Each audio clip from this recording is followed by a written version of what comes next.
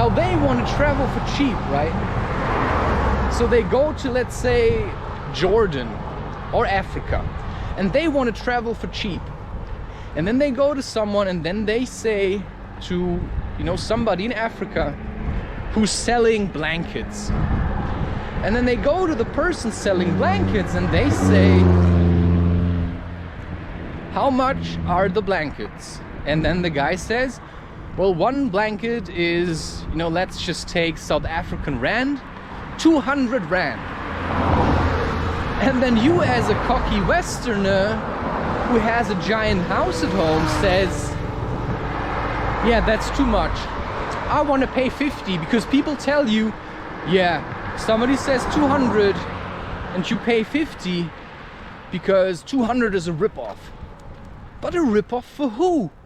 They say 200, then I would say it's 200, because imagine what they have to pay from that money.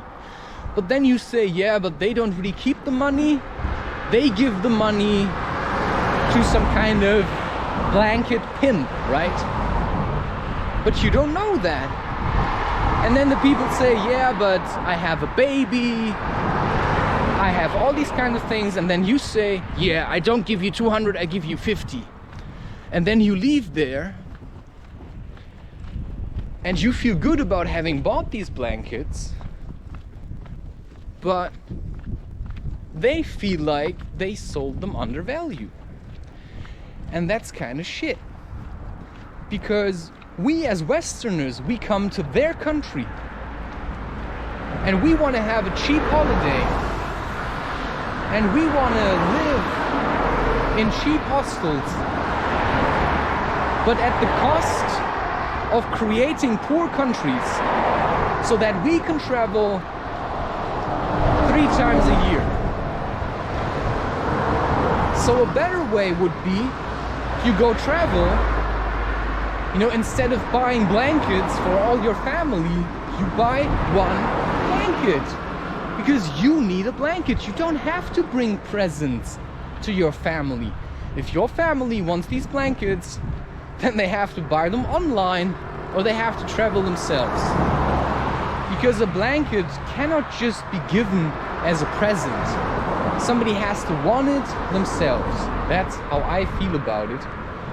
And that's also good for me to understand, because I sometimes think about, well, if I travel, you know, I know this from people. They go traveling, they come back, and they have something for everyone. Here's a little bit salt for you.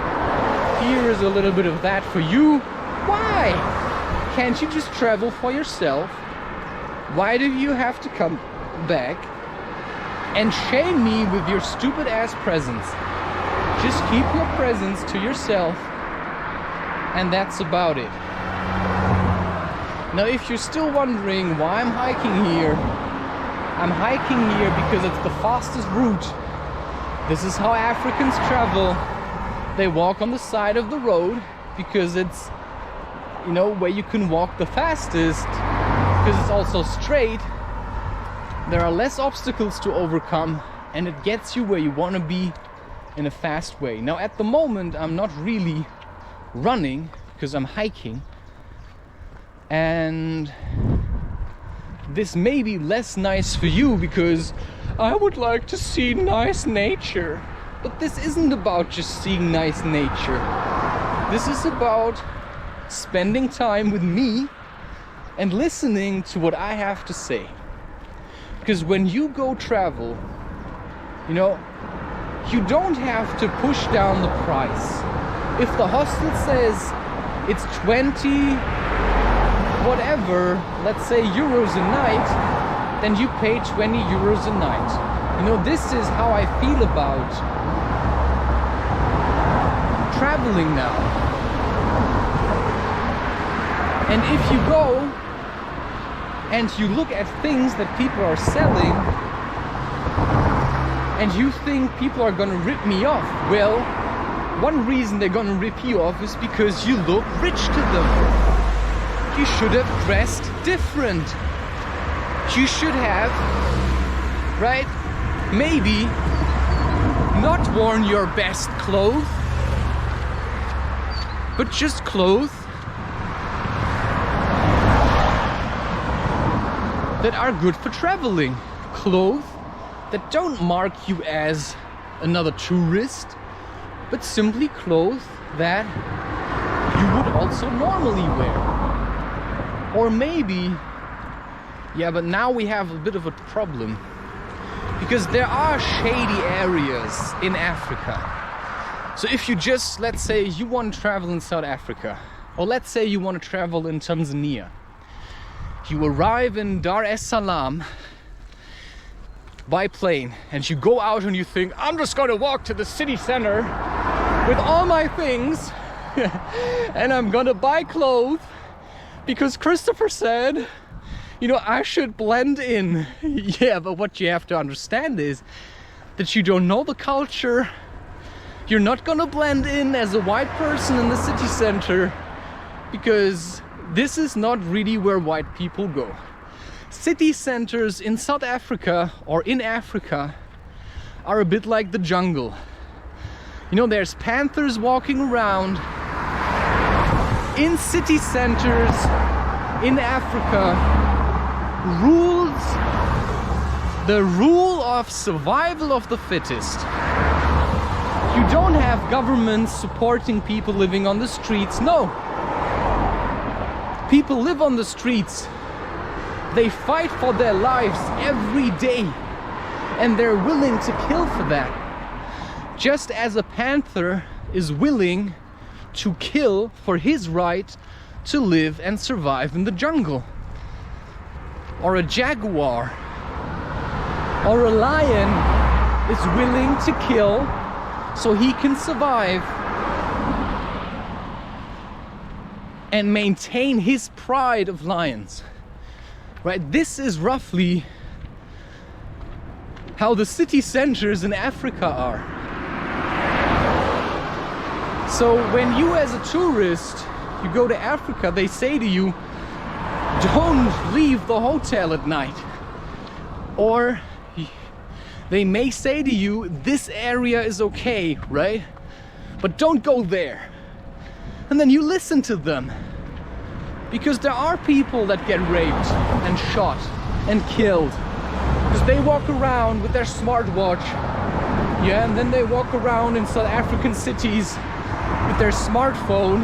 Yeah, the newest iPhone or the biggest Samsung Galaxy they could find.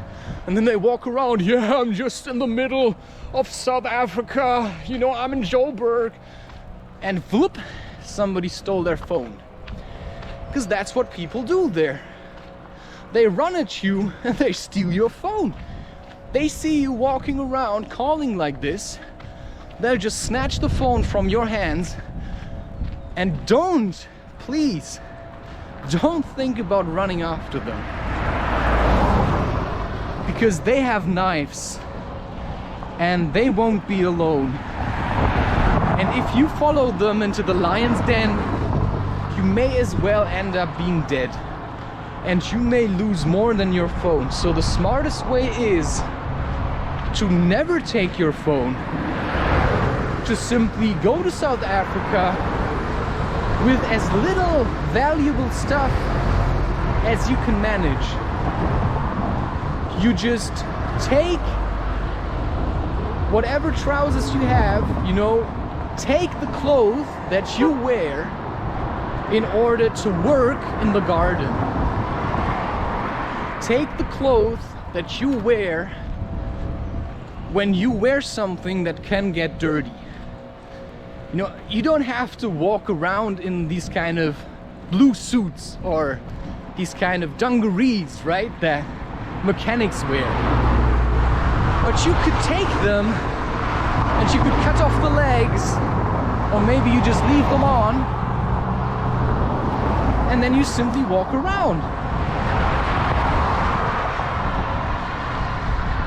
This is how I feel now about traveling, because I learned to blend in.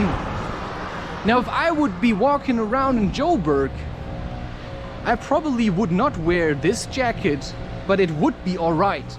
I probably would not wear this hat. I would wear something a little bit more shady, because I learned to blend in, right? This is I'm doing my spiritual stuff, and I'm walking around so that people see me and think, hey, who's that guy? But not only. It's also what I wear, because it makes me feel actually comfortable. And it reminds me of who I am, because I like wearing these clothes. And I also like changing clothes so that I also feel different. Plus I have them. But if I would travel, yeah, these trousers, they're all right. The shoes are also all right. But if you walk around with bright blue Nike Air, people are gonna see, oh, that guy's got money. Because Nike Air in South Africa. Do you know what this is? This is like walking around in a Rolls Royce. To a certain degree. Because Nike Air costs as much as one normal supermarket worker earns in 1 year, in 1 month, if he has a good job. But he doesn't have that money to spare, because he has to buy food from it. He has to pay rent from it. What you just spend on shoes, to you, it's like 60 euros. It's like 80 euros, it's nothing. To you, a smartwatch, it's just nothing. You know, I compared prices. Here we have minimum wage. Minimum wage now in Germany is 12 euros. It